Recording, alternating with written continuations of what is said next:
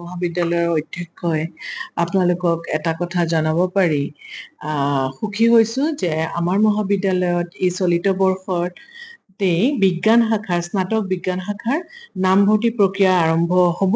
আজি আমি এই প্ৰক্ৰিয়াটো আৰম্ভণিৰ কাৰণে অসম চৰকাৰৰ উচ্চ শিক্ষা বিভাগৰ তৰফৰ পৰা অনুমোদন পাইছো। তেওঁলোকে আমাক এই বিষয়ত নামভৰ্তি প্ৰক্ৰিয়া আৰম্ভ কৰিবলৈ আমাক অনুমোদন দিছে আৰু সেই সূত্ৰে আমি আগবাঢ়িছো আৰু তাৰ কাৰণে মই ৰাজ্যৰ মাজত এই খবৰটো দিবলৈকে আমাৰ প্ৰচেষ্টা যে আপোনালোকে যিসকল ছাত্ৰী ইচ্ছুক আৰু তেওঁলোকে হয়তো বহু ঠাইত নিজে বিচৰা মতে পঢ়িব পোৱা নাই, তেওঁলোকৰ ওচৰত যাতে এই খবৰটো যায় যে মহেন্দ্ৰ নাৰায়ণ চৌধুৰী বালিকা মহাবিদ্যালয়ত স্নাতক এই বয়সৰ পৰাই আৰম্ভ হ'ব।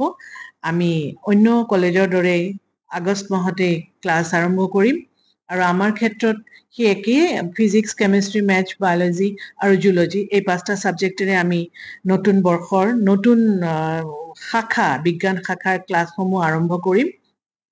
আৰু আমাৰ মহাবিদ্যালয়ৰ ভিতৰত অতি সুৰক্ষিত এটা ছাত্ৰী নিবাস আছে আৰু যিসকল ছাত্ৰী দূৰৰ পৰা আহিব বা দূৰণিবতী অঞ্চলৰ পৰা আহিব তেওঁলোকৰ কাৰণে সুৰক্ষিত স্থানো আছে থকাৰ। মই ভাবো আপোনালোকে এই খবৰটো আদৰি লৈ যিমানখিনি পাৰে ৰাইজৰ মাজত খবৰটো প্ৰচাৰ কৰিব।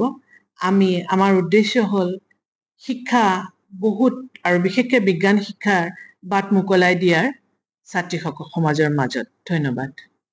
এইখিনি আপোনালোকক জনাও যে আমাৰ যিহেতু এডমিশ্যনৰ প্ৰথম ফাৰ্ষ্ট মেৰিট লিষ্টৰ কাম হৈ গ'ল আৰু আমি আজি এইটো অনুমোদন পাইছো, সেইকাৰণে আমাৰ হাতত সময় কম আৰু আপোনালোকৰ হাততো সময় কম। 19 জুন 2025 19 জুনত আপোনালোকে সমৰ্থ পৰ্টেলৰ জৰিয়তে এপ্লাই কৰিব পাৰিব।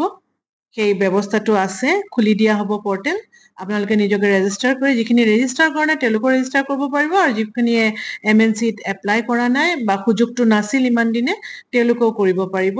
আমাৰ মহাবিদ্যালয়ত আপোনালোকে ছায়েন্সৰ কাৰণে সেইটো দিনটো হ'ল 19 তাৰিখ।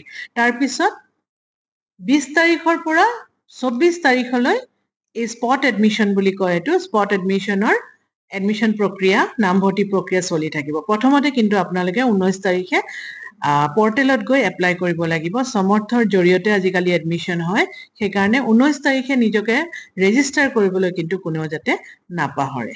ধন্যবাদ।